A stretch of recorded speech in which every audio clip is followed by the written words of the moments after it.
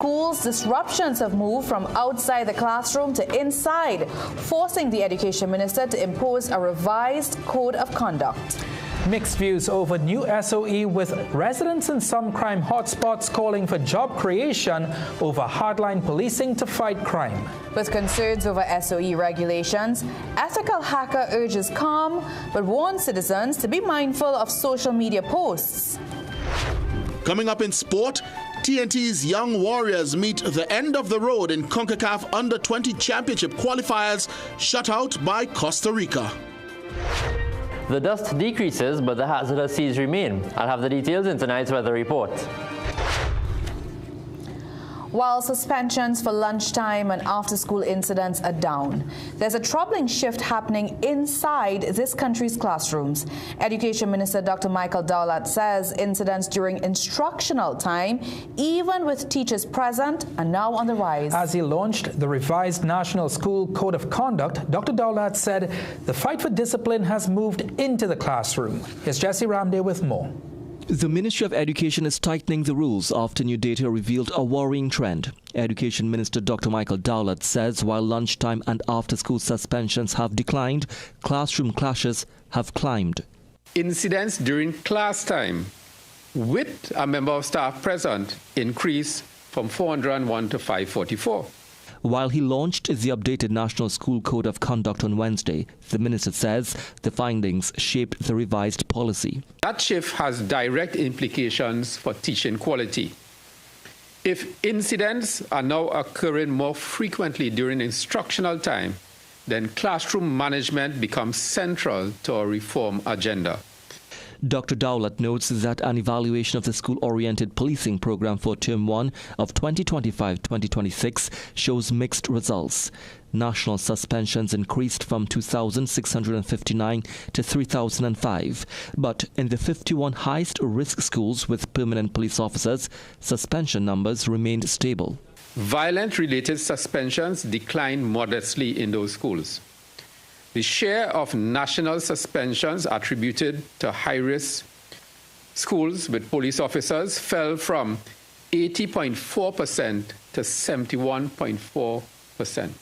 Tutors President Crystal Ash tells CNC3 News that while he was unable to verify the minister's statistics, he endorsed measures that could stem deviant behaviors from students.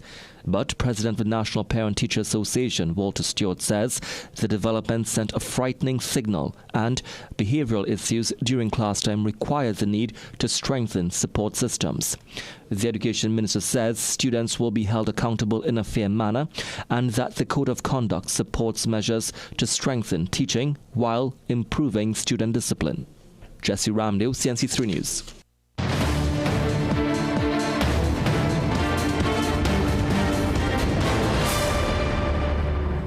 A social media blogger says she's adjusting her content to comply with the current SOE regulations, but she's making it clear she will not be silenced. Even as she restructures her posts, she insists her criticism of the government will continue. Meanwhile, the president of the Media Association is urging caution, warning that if authorities move to enforce that regulation, they must do so responsibly. Jensen Levent reports.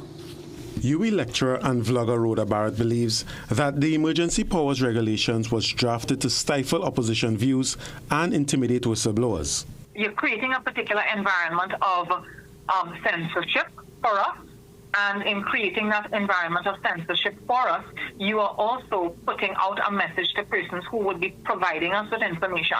So it's anti-expression, it's also anti-whistleblower. And the irony here is, of course, that the United National Congress, when it was in opposition, was a party that was in favor of whistleblower legislation. According to Section 11 of the Emergency Powers Regulation, no one shall, be it orally or otherwise, attempt to influence public opinion in a manner likely to be prejudicial to public safety or have any article with the intent to do so.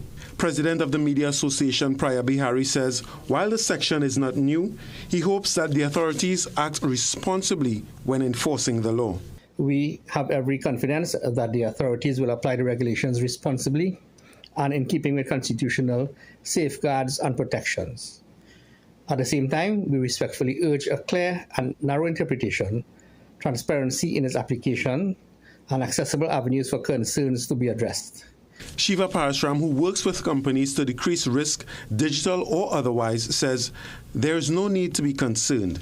I don't really think there's a need to be fearful for it, because you just have to choose your wording carefully. So if you just take a couple moments to, not just type and hit enter and post or whatever, you just take a couple moments to just word carefully, I don't think you would have any issue to express your voice or anything like that. But it's just, like I said, it's the wording, I think, what would actually matter. But for Barrett, who is known for her biting online criticism, says she intends to be savvy in her posts but not muzzled.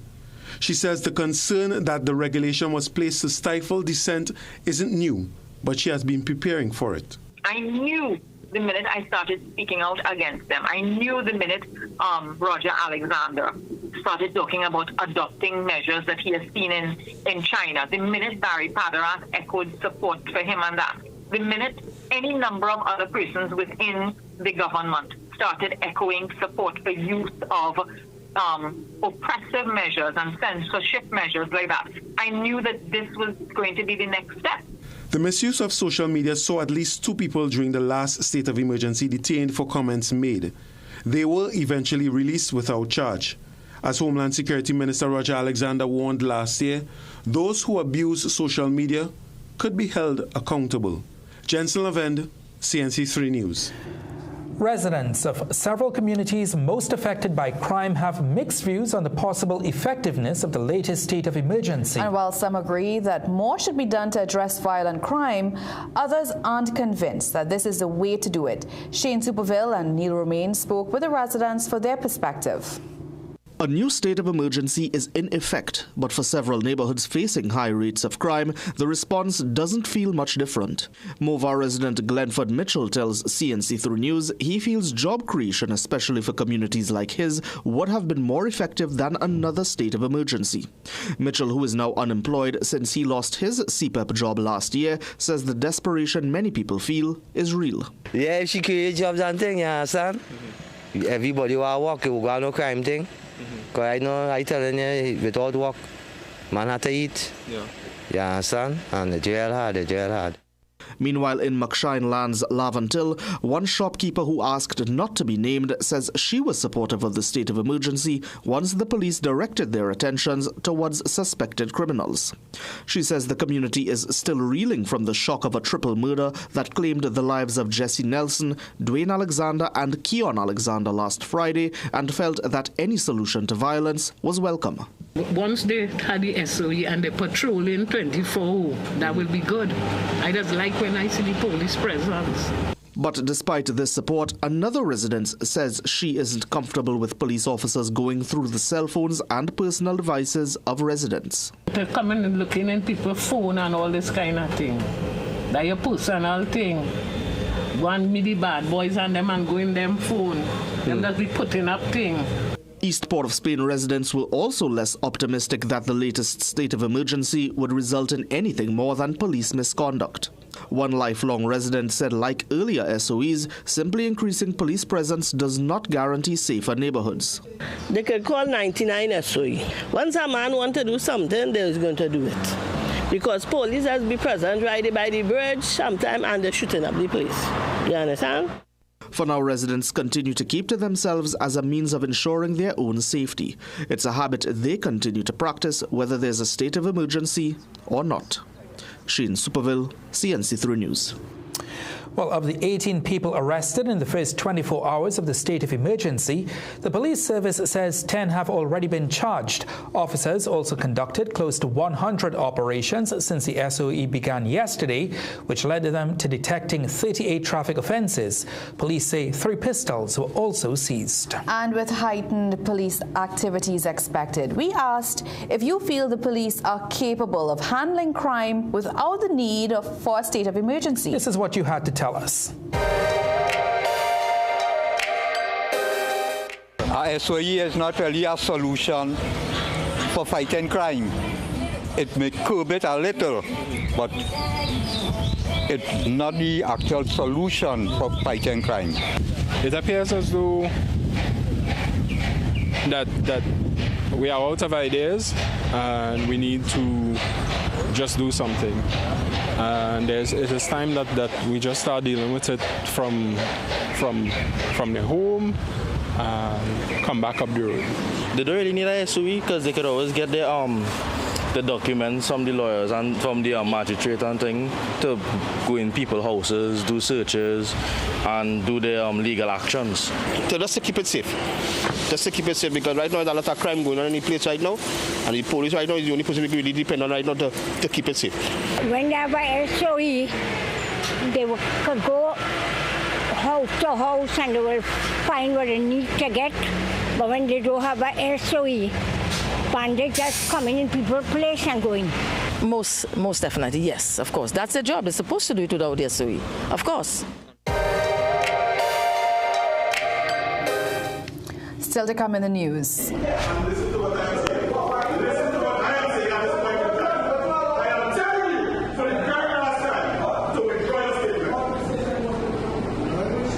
Siparia Borough Corporation meeting descends into chaos. A deputy mayor is escorted out by police after fiery exchange with chairman. Finance Minister orders probe into NIB backlog as new mothers are currently locked out of maternity pay.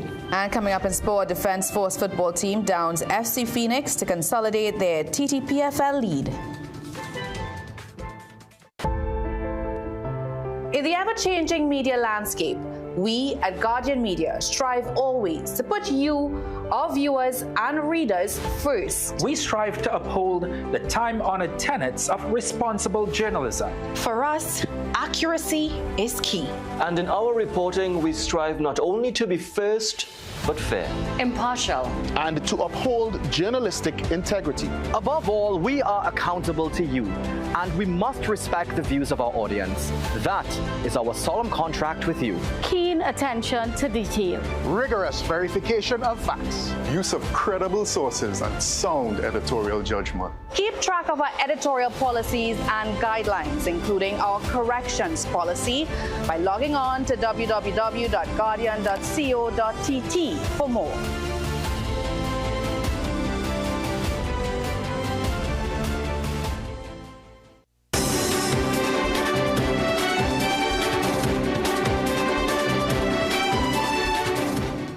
The PNM will host a public meeting in Tunapuna on Friday to educate citizens about how their constitutional rights could be affected under the newly declared state of emergency. On CNC3's The Morning Brew today, opposition leader Penelope Beckles said while the declaration of an SOE often receives the most public attention, many citizens remain unaware of the detailed regulations that govern how the emergency powers are exercised.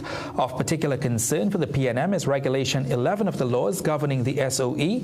The regulation makes it illegal for anyone to try to influence public opinion in a way that could threaten public safety. It also prohibits possessing or using any item intended to help carry out such an attempt. Beckles said all concerns will be fully ventilated on Friday. You think about the statement, there's a state of emergency, but actually the regulations, which people very often are not conscious of, they're not aware of what the regulations. So we are going to take the time to share, take some questions and to say to the average member of the country, be aware. The PNM has argued that regulations allow the state to police expression. However, on Tuesday, the Prime Minister denied this, saying people are, quote, free to mash up the place if they want, end quote. Meanwhile, Patriotic Front political leader Michaela Pandey is warning that this country risks weakening constitutional protections if emergency powers are repeatedly used as a primary response to crime. In a statement on social media, Pandey acknowledged that crime has eroded public confidence and left communities anxious. However, she stressed that a state of emergency is merely a temporary legal mechanism rather than a long-term solution to crime. The Patriotic Front leader also raised constitutional concerns about several provisions within the emergency powers regulations. She further warns that the regulations may criminalize speech deemed prejudicial to public safety, including how citizens express opinions publicly or online. These are extraordinary powers, and extraordinary powers demand extraordinary safeguards. Protecting constitutional rights does not protect criminals. It protects innocent citizens from the misuse of power. Strong governments do not fear judicial oversight. Pandey argues that sustainable crime reduction requires intelligence-led policing, stronger prosecution, and improved border security to disrupt criminal networks. With the latest state of emergency now enforced, the rules have changed. From expanded police powers to potential limits on public gatherings and online speech, the Emergency Powers Regulations 2026 carry implications. Jesse Ramdeo explains. The government's latest state of emergency does not carry a curfew, but what you probably don't know is that the framework for one is, however, already built into the regulations. What you post on social media is also on the radar. Now, the regulations do not specifically mention social media. However, it's now an offense to try orally or otherwise to influence public opinion in a way that could be considered harmful to public safety. What does that mean in practical terms? Well, it could apply to something you post online, a video, a live stream, even a voice note shared in a group chat, if authorities believe it crosses the line. Under the last SOE, which ended on January 31st, over 150 people were detained under the preventative detention orders. Among them was a 30-year-old woman who was arrested for posting a video on TikTok calling on now ousted Venezuelan President Nicolas Maduro to kill Prime Minister Carmen Pizarro-Besessa. The Commissioner of Police can also impose restrictions on a person's communication or association with others. Additionally, the President may issue orders allowing police to search computers and electronic devices that have been seized. The powers listed can also impact demonstrations and public gatherings. The Commissioner can order someone to leave association, prevent them from entering certain areas, or restrict who they associate with. Speeches or organized efforts during a demonstration could also fall under the offense of influencing public opinion in a manner deemed prejudicial to public safety. The extended police powers also allow officers to enter and search premises without a warrant if they suspect evidence of an offense under the regulations may be there. They can use force if necessary. They can also stop and search people, vehicles and even vessels, whether in public or private spaces, and a police officer can arrest someone without a warrant if they believe that person has acted, is acting, or is about to act in a way considered harmful to public safety. The regulations also allow for preventative detention. It means the Homeland Security Minister can order someone detained if it's believed necessary to prevent them from acting in a way prejudicial to public safety. Those detained or charged where there are concerns they may incite breaches of the peace can be denied bail. Jesse Ramdeo, CNC3 News. The Siparia Borough Corporation erupted in chaos today, ending with Deputy Mayor Shankar Tilak Singh being escorted out of a Public Health Committee meeting by police.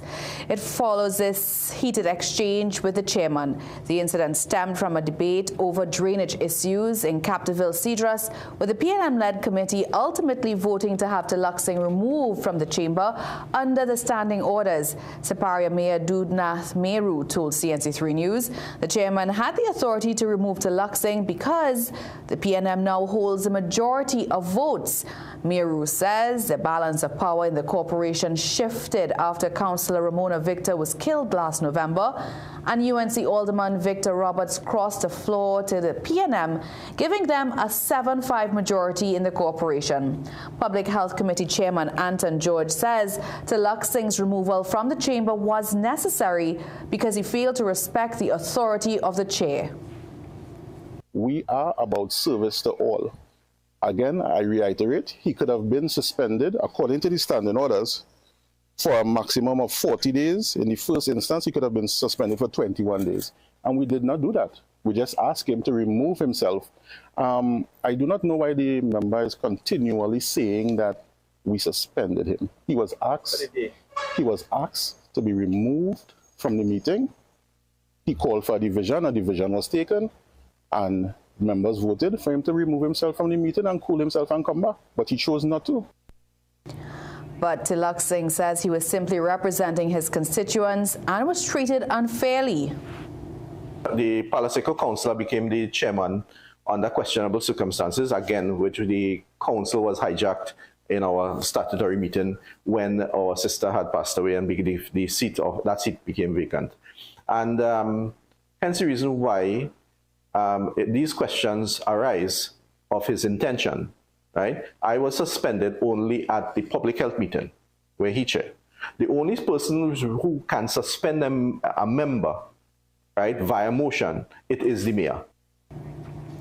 CNC3 News reached out to local government minister Khadija Amin about the incident, and we are awaiting her response. U.S. White House Press Secretary Caroline Leavitt has confirmed that the first ever Shield of the Americas summit hosted by President Donald Trump will take place in Florida this Saturday. Trinidad and Tobago is among 12 countries invited.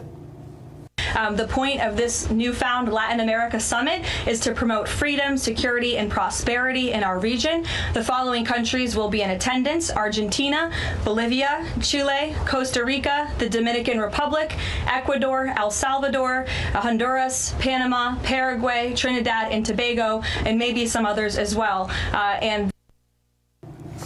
Well, Prime Minister Kamla Persad-Bissessar has already confirmed her attendance and will be accompanied by several members of her cabinet. Guardian Media's lead editor of politics, Akash Samaru, will also be there to bring us the latest from this country's meeting with the U.S. President at that summit.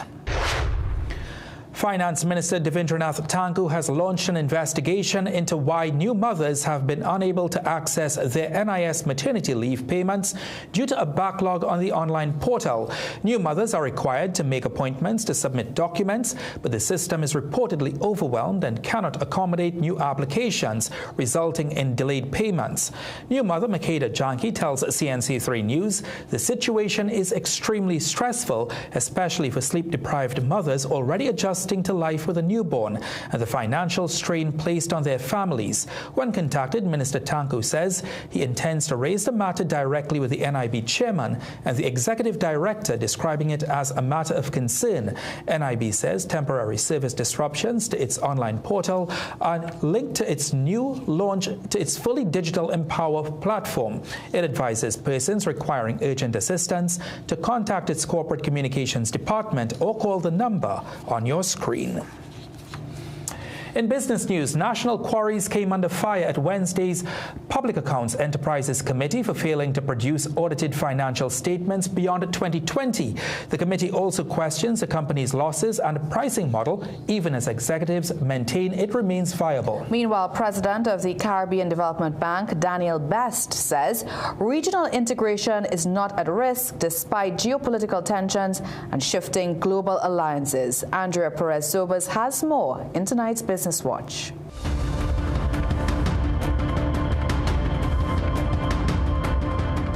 On Wednesday, the Public Accounts Enterprises Committee examined the audited accounts, balance sheet, and other financial statements of national quarries for the period 2016 to 2020, when members flagged that no audited reports have been completed beyond that time frame.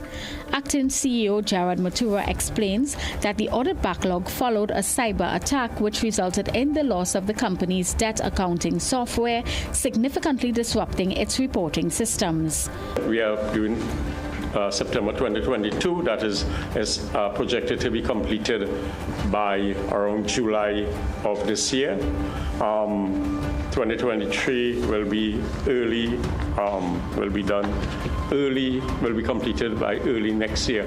During questioning by the committee, it was confirmed that production costs are approximately $400 per ton, while production cost of aggregate is being sold between $135 and $152 per ton, up to 66% less than the cost of production. Matura responded that pricing decisions are analyzed by management and require board approval, with adjustments influenced by market conditions and competition in a slow construction sector. So there's high level of competition in the market. We have to be very mindful. If we raise our price any too high, we will lose the customers that we currently have because it's very competitive. Turning to other business news. Amid questions about the relevance of CARICOM and concerns over retreating multilateral support from major global players, Caribbean Development Bank President Daniel Best made it clear he does not see the region drifting apart. Speaking to Business Watch after CDB's annual conference in Barbados on Tuesday, Best pointed to what he described as a firm commitment by regional leaders to strengthen cooperation, particularly following the 50th regular meeting of CARICOM heads of government in St. Kitts and Nevis. I see a commitment to move closer together. I see a commitment to continue dialogue. And certainly, as you would be aware, the Caribbean Development Bank does not get involved in any way in the political sphere in the region. But what is our North Star? It is transforming lives of Caribbean people. And I think we saw that quite strong. Over the past year, Best highlighted new agreements with regional and international development finance institutions, including a US $450 million exposure exchange arrangement and multiple memoranda of understanding aimed at strengthening financing capacity.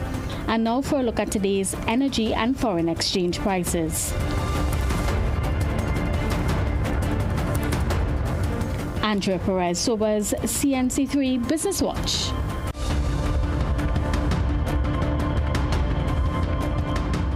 The body of a woman washed ashore yesterday afternoon in Hope, Tobago. Police say the body, which is yet to be identified, bore marks of violence. A man who helped retrieve the body described it as a terrifying experience. A man come and asked me if I could give him a hand, he gave me a glove, and then we'll help him pull the body up. And we pull it up a little way, out of the wave, reach and wave, and then we stay for a while, and then after we come and put it in a check road. Yes, it, and then we observed that it really, she had a rope around her neck. So, it looks kind of scary, but it's something that I was very skeptical about because his body, Just yesterday, the THA said there was no evidence of gang escalation or coordinated criminal activity in Tobago, even as it acknowledged the state of emergency. Let's tell you what's coming up after the break. During the rainy season, tossed garbage could cause flooding. In the dry season, tossed cigarette butts wreak havoc as they spark disastrous bushfires.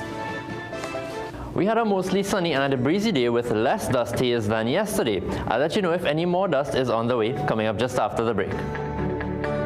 From all over Trinidad and Tobago, Anil wrapping roti at lightning-fast speed. Sandra nailing every order in her hardware. Lisa, who is in sync with style. There is no buffering at her boutique. And Dr. Alex filling prescriptions with care. They're all part of the 5,000-strong businesses connected and growing with reliable, high-speed service from Amplia. Now it's your turn. Because with Amplia, you're in good company. Amplia Business. My man, Andre. Good night, Anthony. 7 years with the company, and we couldn't do it without Antoine. Happy birthday, dear Alejandro. Happy birthday to you. Who's Angelo? We're like coworkers who don't forget your name. I'm Angelo. CG United. Good like that.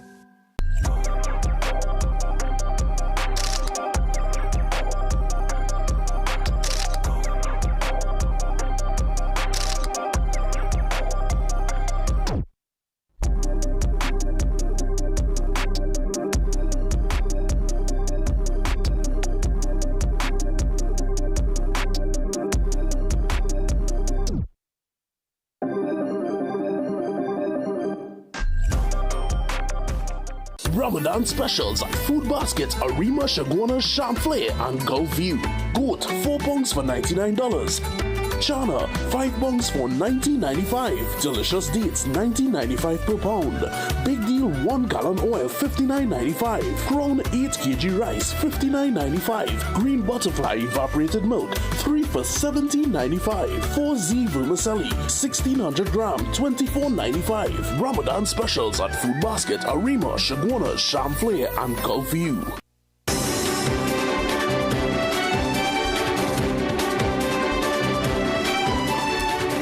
Welcome back. As dry season conditions intensify, our landscape is facing a familiar foe.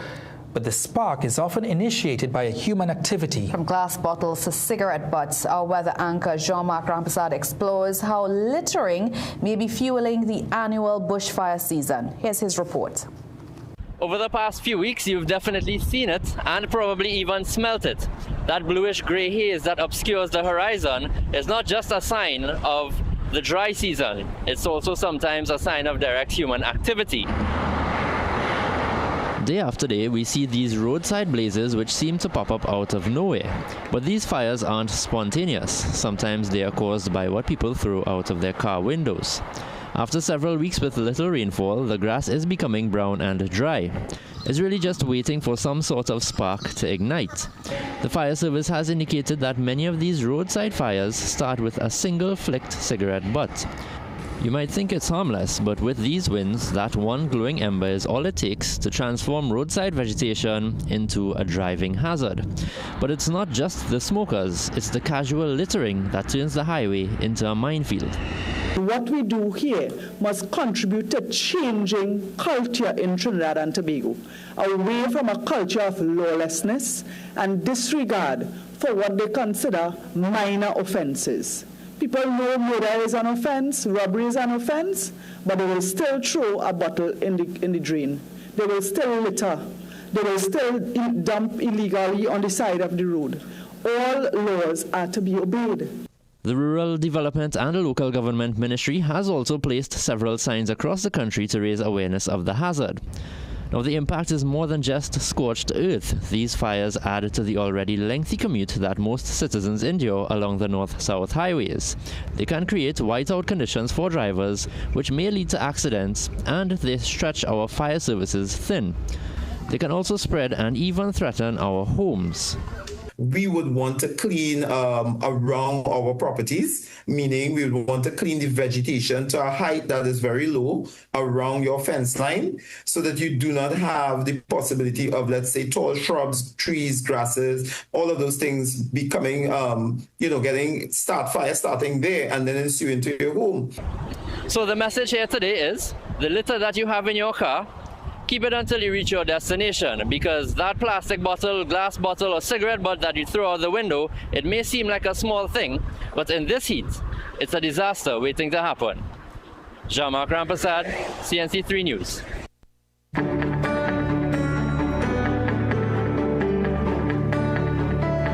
Very important lesson there, Jean-Marc. I mean, on an almost daily basis now, there's a bushfire taking place on the highway from South Trinidad to North. And it just takes a cigarette butt. That's yes, right. Exactly. Every single day I'm seeing it in the WhatsApp groups on the Sir Solomon Hotroy Highway and Uriah Butler highways. It's riddled with bushfires every single day. And I'm glad that the message is getting across. You know, sometimes when I see people outside, they are speaking about the littering that I'm mentioning. So now on to the weather. Let's take a look at the satellite. Remember, we were monitoring this band of clouds yesterday. Well, it's much closer now and has been giving Tobago some showers this evening. Now, some of those showers should then make its way over to Trinidad tonight. Otherwise, that same band would have given the remainder of the Lesser Antilles some showers earlier today. Off to our east, we have a few dry pockets coming through, but that should change a bit over the next few days. Now, the hazardous seas alert is still in effect for the northeastern and eastern coastlines of Trinidad and Tobago until 6 p.m. tomorrow. Waves are expected to be up to 3.5 meters in open waters and near 1 meter in sheltered areas, occasionally choppy at times. Winds out of the east at 20 knots, gusting to 30 at times as well. Now, even though the alert expires tomorrow, sea conditions should remain borderline moderate to rough heading into the weekend. So all marine interests, please still exercise caution over the next few days. Now, onto the good news. The decrease in Saharan dust was noticeable today, especially if you were looking out into the distance at the northern range or any other hilly areas. So the air quality was improved and will remain at a good level for the remainder of the week, indicated by the green colors over Trinidad and Tobago. And continuing with the good news for those who have been suffering over the past week, I'm not seeing any significant plumes passing through for at least the next 10 days. So the forecast for tonight, those isolated showers are likely to continue passing over Tobago for the next few hours, then some showers over Trinidad overnight. Temperatures can get down to 22 in Trinidad and 24 in Tobago. Tomorrow, 1 or 2 showers are likely to spill over into the morning, and a low chance of rainfall continues into the early afternoon. But conditions should be generally sunny and breezy. Now today was a bit warm with a high of 32, but tomorrow should be just a touch cooler with 31 degrees in most areas. Now looking ahead, there's the chance of a few brisk showers over the next few days, a slightly higher chance on Saturday, so the better day for outdoor activities seems to be Sunday so far. Maybe not great for a sea bath with the elevated seas, but maybe a nice hike. Then we'll have the odd shower on Monday. Highs are generally consistent at 31 and lows fluctuating between 22 and 23 degrees. So improving seas by the end of the week, and then no more Saharan dust. At least for 10 days. At least for 10 days. Thank you so much, John Mark. Let's take a break. We'll be right back. Ramadan Kareem from Passad's The Food King. This season, we welcome you to 30 nights of blessed value. Enjoy incredible savings on your Ramadan essentials. Central Farm Halal Duck Cut Up, £4, $99. Halal Bone Goat, £4, $110. Chana Large Grain, 2,000 grams, $39.99. Chief Curry Powder, 230 grams, $26. Cook's Made Quick Oats, 226 grams, 4 packs for $20. Nescafe Colombian Bold Blend Coffee, 170 grams, $34.99. Rico Seedless Dates, 200 grams, $14.99. Ciara Halal Chicken Franks, 340 grams, 3 packs for $20. Shake Split Peas Powder, 400 grams, 2 packs, $15. Fresh Harvest Sweetened Condensed Milk, 390 grams, 3 tins, $25. Shake Vermicelli Sawine, 200 grams, 4 packs, $19.99. Value for every home this Ramadan at Passad's The Food King. Sale ends March 19th, 2026, or while stocks last. Things don't always go as expected. Be ready with Trinry for auto, home, business and group life. Call us at 800-TRIN or visit trinry.com today. Huge insurance premium.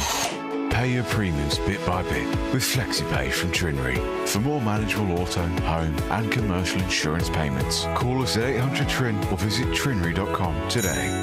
Trinry. Premier insurance coverage for less. Step into ABC Doors and Windows, where quality meets variety. Discover premium wooden, steel panel, fiberglass, and steel security doors alongside aluminum, UPVC, and steel windows designed for strength and durability. At ABC, we're always a better choice, delivering products built to last and service you can rely on. Visit our showroom at 1 Chanka Trace, El Socorro South, or call 638-7184 to make your dream home a reality.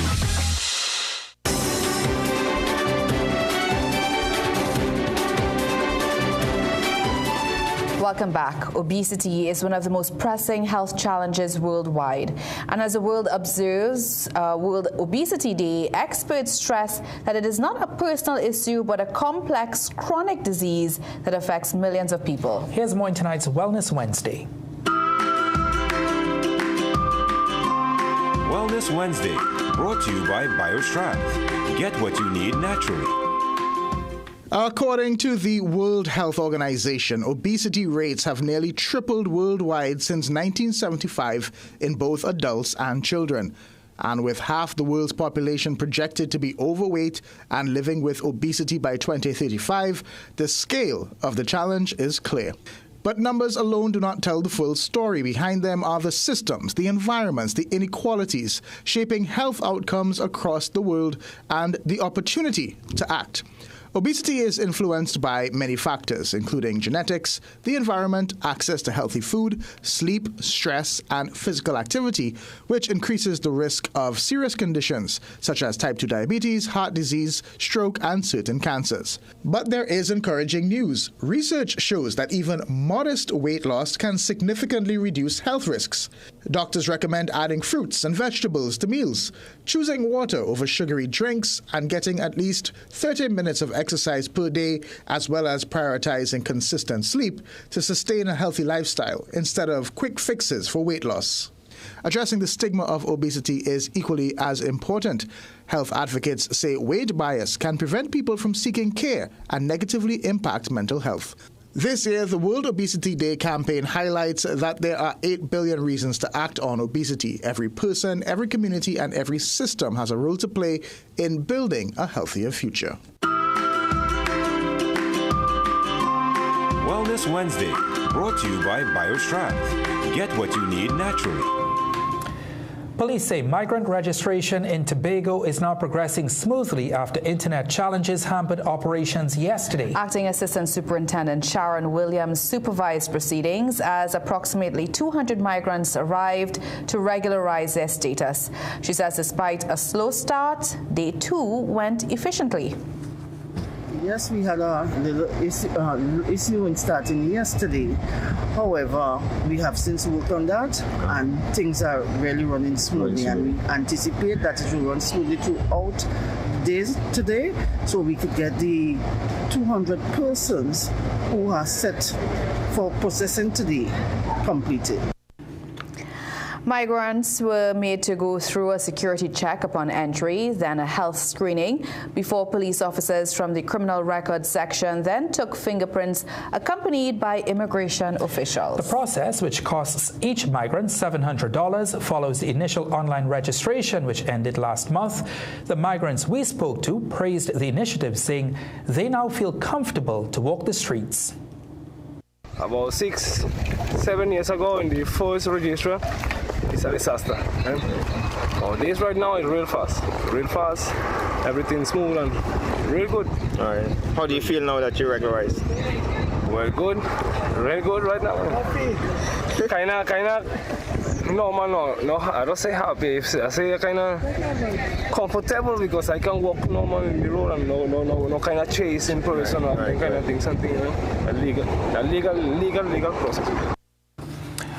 Officials say they expect the registration exercise to continue without further disruption.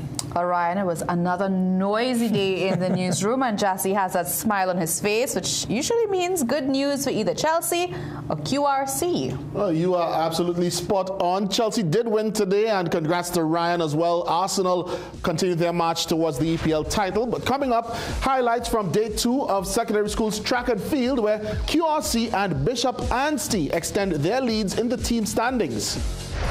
And we'll show you how Finn Allen's record 100. With Alive multivitamins by Nature's Way, you won't be defined by time. You'll own every minute of it.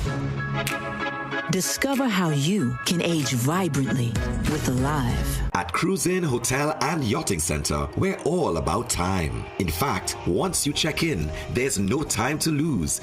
Reconnect with a little family time. Make a splash with some pool time. Spend some treasured quality time, or just immerse yourself in some quiet time. Indulge your senses at dinner time.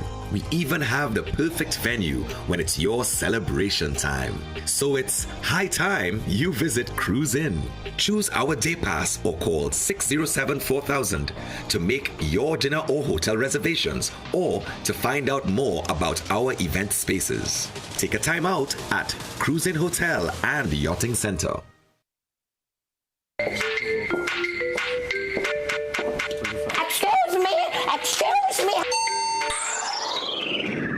Excuse me, sir. Drop this.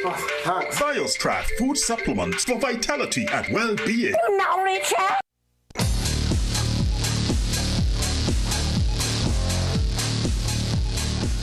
Welcome back. It's time for sport now. Level on points with hosts Costa Rica before their showdown today. Trinidad and Tobago's under-20 men's football team was within touching distance of a spot in the CONCACAF Championship. But it was not to be, as the junior Ticos produced a controlled 3-0 shutout on the final day in Group E. The decisive match of Group E finally came around in Alajuela after following up their opening day draw with 2 comprehensive wins. Trinidad and Tobago's under-20s needed a win to top the section. Costa Rica had a couple more options, needing a W or a draw due to their better goal difference to secure their progression. However, the young Ticos approached the game like a must-win for themselves. Dax Palmer putting the first shot on target in the 6th minute. In the 12th, their imposing captain Matias Cordero was inches away from the game's first goal. That eventually came in the 20th. Palmer and company, just like in training, and he made it 1-0. Josiah Ochoa's late first-half chance was TNT's best look at goal, and so they trailed at the halftime whistle. TNT had it all to do in the second. Terrell Garcia put an early effort wide. However, in the 73rd, Costa Rica doubled their lead off another set play. Cordero the decoy and David Garro caught it perfectly, 2-0 to Costa Rica. In the 80th, Adam Pear was adjudged to have upended Gabriel Sabaha. He'd argue it was all ball. Referee Diego O'Hare certain and pointed to the spot. Yerlan Sosa took responsibility and made victory certain, 3-0. Trinidad and Tobago continued to toil in front goal to no avail. The Ticos remaining dogged to the end as another youth football dream evaporated at the final whistle. With the result, Costa Rica finished top of Group E on 10 points, Bermuda second on 8, with TNT third on 7, Barbados and St. Martin fourth and 5th on a point apiece. Jovan Ravello, CNC3 Sport. Yeah, tough luck to the young Warriors.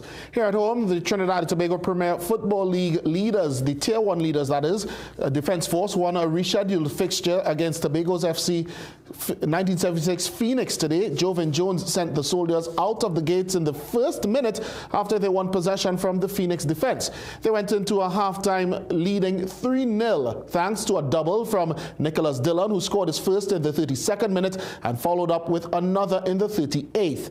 Dillon then earned Army a trip to the penalty spot in the 57th minute, which Jovan Jones converted to make it 4-0 for his brace on the day. Phoenix then pulled a goal back in the 84th by TJ Cadiz, but victory belonged to the Soldiers, 4-1, rebounding from last week's 7-0 drubbing at the hands of Philadelphia Union, which dumped them out of the CONCACAF Champions Cup. However, they now extend their lead in the local league to 6 points. In Tier 2, Sidis FC moved to the top of Division 2 with a home win against Prison Service on the weekend. Caston Cupid has the highlights and full standings.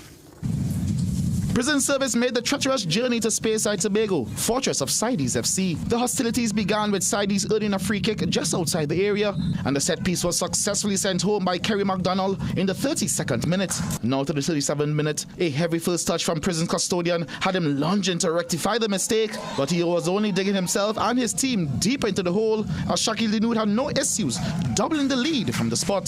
The Tunkeys had more fight in the second period, and it showed. Sidis buckling under the pressure, and Elijah Payne poked home to make it 2-1 in the 66th minute. But any ideas of a total turnaround was quickly dashed 3 minutes later when Kaheem Richards restored the 2-goal cushion. 3-1 to Sidis. That's how it ended. Prisons leaving Tobago empty-handed. Elsewhere in Division 2, San Fernando Giants, CTFC, Eagles and Betel SC all recorded victories in the latest round. It sees Sidis leading the way in that division with 7 points. CTFC, Prisons FC, Pretty Valley Diego Martin United and Eagles are all locked on 6 points. Club Sando and Bethel United are 6th and 7th, with Giants, RSSR and Lavatel United bringing up the rear. In Division 1, Police leads the way with 9 points over Harlem Strikers with 8. Central Soccer World remains in the basement with just 2 points. Caston Cupid, CNC3 Sport.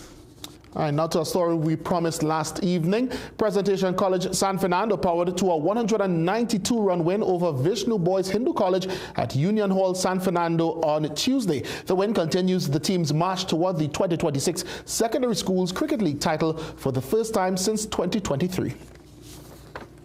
Presentation College San Fernando batted first against Vishnu Boys Hindu College at Union Hall, San Fernando, and got a good opening stand between the inform Levi Ghani and Riyad Mohammed, putting on 139. Ghani hit a 6 and 8 fours in his 75, and Mohammed hit 11 fours in his 67. Mohammed was the first out, caught off the bowling of Nikhil Manik, who took 2 wickets for 42 runs. The wickets of Zion Phillip dismissed on 12, and Ghani in consecutive balls reduced Prez to 169 for 3.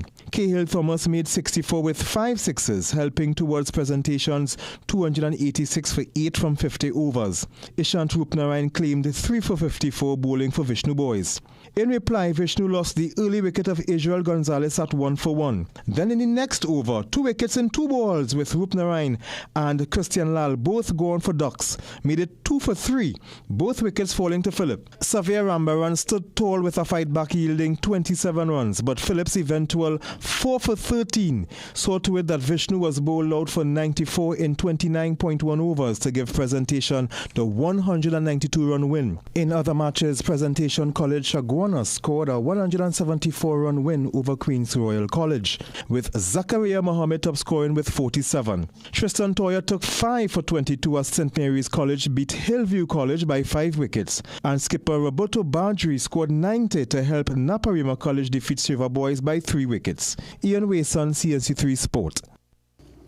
All right, staying with 73-run stand between Tristan Stubbs and Marco Janssen put respectability on South Africa's final score of 169 for 8 from 20 overs, with Stubbs making 29 and Janssen 55 not out. However, Matt Henry, Cole McConkey and Rachin Ravindra took 3 wickets each. New Zealand's openers Tim Seifert and Finn Annan blazed 117. Seifert made 58 from 33, while Allen took the same amount of delivery. India and England is on Thursday morning in Mumbai.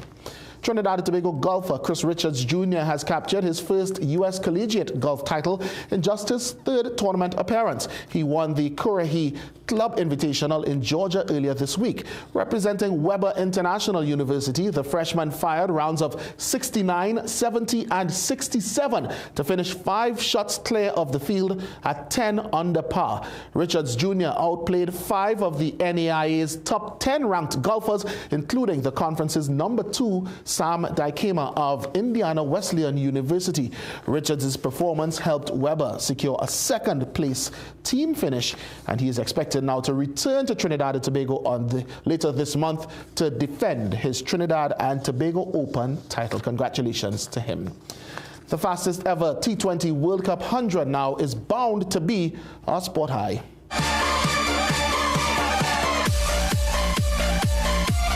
Finn Allen's knock today had every shot in the book, from the conventional to the inventive, through the offside, through the leg side, down the wicket and behind it, those with brute force and those finessed. All right, guys, just unfortunately we were unable to get that track and field story in secondary schools track and field day 2, but of course we'll have full highlights tomorrow night. All right, thank you so much, Jassy. From here, we take another break. Stay with us right here on CNC3. Dress like you mean business. At The Working Woman, we bring you stylish, professional looks made for the modern woman. From casual to formal workwear, we've got your professional wardrobe covered.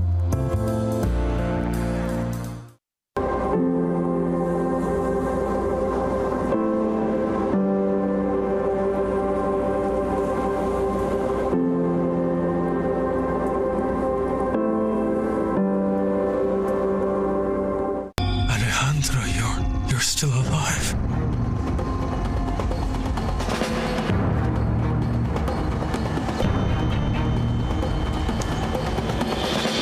Mr. Alejandro! Mrs. Lucia! Mrs. Lucia, come quick, Mr. Alejandro! My goodness, you're so... Sophia! Don't miss the gripping drama Cabo. Sundays at 8 p.m. only on CNC3. Attention all listeners, are you ready for the ultimate news experience? Introducing the Trinidad and Tobago Guardian, the nation's first and most subscribed newspaper. We deliver where others can't. With the widest delivery network in TNT, you can have the Guardian delivered right to your doorstep or office every single day. Take advantage of our special annual subscription offer so you can stay on top of the leading stories even when you're on the go. Sign up today. Time is running out. Inquire about our 3-month and 6-month packages as well. In regional news, Cuban prosecutors have formally charged 6 people with terrorism crimes after U.S.-flagged speedboat was involved in a deadly shootout with Cuba's Coast Guard last week. The U.S.-based Cuban defendants are accused of packing a boat with weapons and heading toward Cuba in hopes of destabilizing the government in Havana. The Coast Guard shot and killed 4 people aboard the boat, which came within 1 nautical mile of the Caribbean islands' shores in the February 25th incident. At least 2 of those on the speedboat speedboat were U.S. citizens, one of whom was killed. The prosecutor says the accused faced a host of possible charges, including crimes associated with terrorist acts. If convicted, they could face prison terms of up to 15 years for the lesser offenses and 20 to 30 years or even the death penalty for the more serious charges. Internationally, Israel and the United States are stepping up attacks on Iran as the Senate holds a vote on whether to allow a future vote on limiting the president's war authority. That measure is expected to fail. Here's more from CNN. We are accelerating, not decelerating. U.S. Defense Secretary Pete Hegseth cautioning Americans the operation against Iran is still in its early days. Iran's capabilities are evaporating by the hour, while American strength grows fiercer, smarter, and utterly dominant. More bombers and more fighters are arriving just today. Hegseth says the next phase of the military action is for U.S. and Israeli air forces to take complete control of Iranian skies. And the Department of Defense released new video Wednesday of a U.S. submarine sinking an Iranian warship in international waters. Abraham Lincoln. On the ground, we will now begin to expand inland, striking progressively deeper into Iranian territory and creating additional freedom of maneuver for U.S. forces. The Pentagon identifying 4 of the 6 American service members killed Sunday in an Iranian drone strike. More than 1,000 people have been killed in Iran since the war began, according to U.S.-based group, the Human Rights Activist News Agency. Meanwhile, American civilians in the region are scrambling to evacuate. The U.S. has closed embassies in 3 countries, reduced its regional diplomatic staffing, and warned Americans to leave. If an airport's been attacked or the airspace is closed, then we can have the planes lined up to go, but we can't get them to land because we don't have the permissions to land there. So that's the challenge. But rest assured, we are confident that we are going to be able to assist every American. In Washington, Brian Abel reporting. Well, Waterloo Secondary School was given a real-world glimpse into the fast-paced world of journalism and broadcast media when senior representatives from Guardian Media attended the school's 2026 Career Day. Lead editor of politics, Akash Samaru, and the lead editor of broadcast, Ria Rambali, were among the professionals invited to speak with students under this year's theme, Passport to Your Future. Their presence highlighted the critical role media practitioners play not only in delivering the news, but in shaping informed, responsible citizens. Students had the opportunity to learn about various careers in media, as well as the discipline and integrity required to work in the industry. Justin Balgobin and Caden Seapol told CNC3 News the event was crucial to helping students make informed career choices. I think it was beneficial by I know what I want to do in the future and finalizing the qualifications that I need, and also learning new things like side hobbies or even other qualifications to have as backup. I find it's a really nice thing that the schools offer because it have a lot of students that don't really know much about what they're going to do when they leave school. So it's really nice, yeah. The editors encouraged students to think beyond the spotlight, pointing to the many behind-the-scenes roles that keep newsrooms running. School officials say having industry leaders engage directly with students helps bridge the gap between the classroom and the working world, turning Career Day conversations into tangible possibilities. We interact with them on a daily basis and they are choosing subjects, and we found it necessary to have the Career Day to guide them and support their dreams and aspirations. For many students, the interaction was more than just a presentation.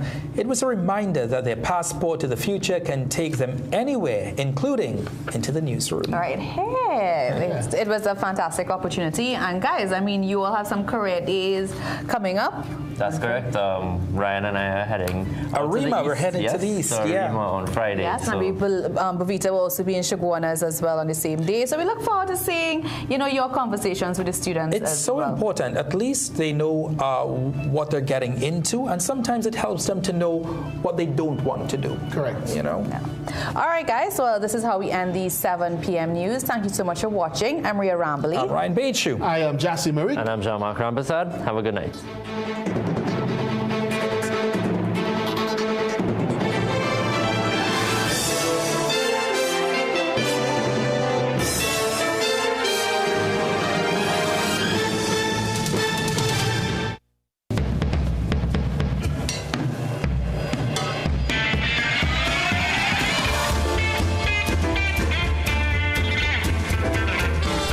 watching CNC3.